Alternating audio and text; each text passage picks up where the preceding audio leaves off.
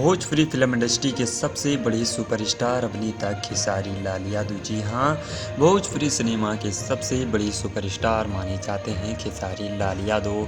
दोस्तों, जैसे कि आप सभी जानते हैं कि भोजपुरी के कई सारे सुपरस्टारों के पास सबसे महंगी गाड़ी और कई सारे रेंज रोवर हो गई, कई सारी गाड़ियाँ मौजूद हैं। और हमारे भोजपुरी के भी सुपरस्टार खेसारी लाल यादव ने भी एक रेंज रोवर कार निकाली है। जी हाँ, ये कार खेसारी लाल यादव ने कल खरीदी है, जिसकी तस्वीर आप लोग देख सकते हैं, जो कि नई रेंज रोवर है। ये फिलहाल ये तस्वीर सोशल मीडिया पर काफ़ी ज़्यादा वायरल हो रही है, जिसमें खेसारी लाल यादव और विवेक सिंह नज़र आ रहे हैं। आपको बता दें, ये खेसारी लाल यादव ने नहीं खरीदी है, हालांकि विवेक सिंह ने इस कार को खरीदा है।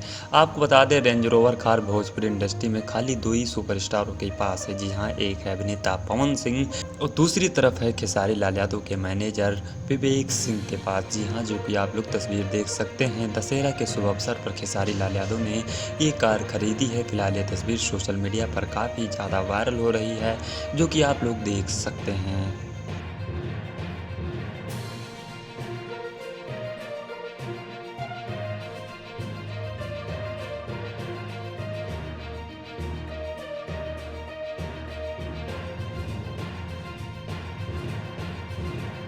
नमस्ते, प्रणाम।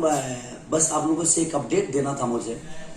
इंस्टाग्राम, ट्विटर, फेसबुक, जो भी मेरी एक्टिविटी होगी, तो टीम खेसारी के नाम के एक हमने फेसबुक आईडी खोला है, जिस पे आपको एक्स्ट्रा एक्टिविटी, मैंने एक्स्ट्रा मतलब समझ लीजिए, अब हम खा तनी तोनो, नहा तनी तोनो, या कोनो शो करा तनी, या अपना लड़कन के साथे बानी, तो हर चीज अपडेट रोलन के टीम खेसारी के नाम से जौन हमार सोशल साइट हुई, फेसबुक पेज ऊपर वो सबके देखे के मिली, सुने के मिली। तो जितना से जितना जुड़ब, हर वो चीज लोग हमके प्यार करी ले, तब हम चाहता नहीं कि अपन जीवन के हर पल वो सबके साथे बांटी। और टीम खेसारी के जौन पेज बा, और वही पर वो सबके हर वो अपडेट मिली। और नवरात्रि के ढेर सारी शुभकामना रहा टीम खेसारी के तरफ से, और ढेर सारा प्यार वो लोग हमेशा दी, ऐसा ही देते नहीं। तो टीम खेसारी जौन हमारा अभी पेज आज से शुरू होके वाला बा, तो एक इतना प्यार और आशीर्वाद दी कि हम हमेशा अपडेट वो सबके देते रही। जौन हमारे खेसारी के जौन पेज बात तो बढ़ले बा, लेकिन टीम खेसारी एक्स्ट्रा हम ये सकेनी कि हर चीज हम ऊपर डाल ना पाइले। तब हमारा जौन एक्स्ट्रा ऑर्डिनरी जौन चीज बावे कि हाँ, हम आज सफर करता नहीं, या हम दुबई जाता नहीं, चाहे लंदन जाता नहीं, चाहे ब्राजील जाता नहीं, चाहे दुनिया के कोनो कोना में जाता नहीं, और वह सबके हम देते रहे अपडेट, उसे लाइव भी आवत रहे, बात भी करत रहे से। तो वह टीम खेसारी के पेज से जुड़ी और अपन प्यार और आशीर्वाद दी।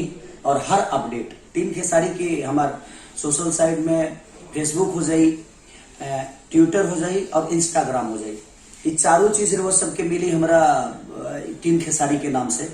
तो ये हमरे हवे, और हम ए पर हमेशा अब एक्टिव रह, और वो सबसे मिले खाती।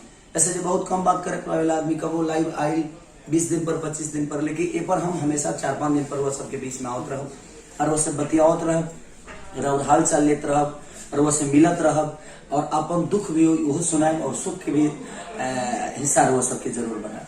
प्रणाम।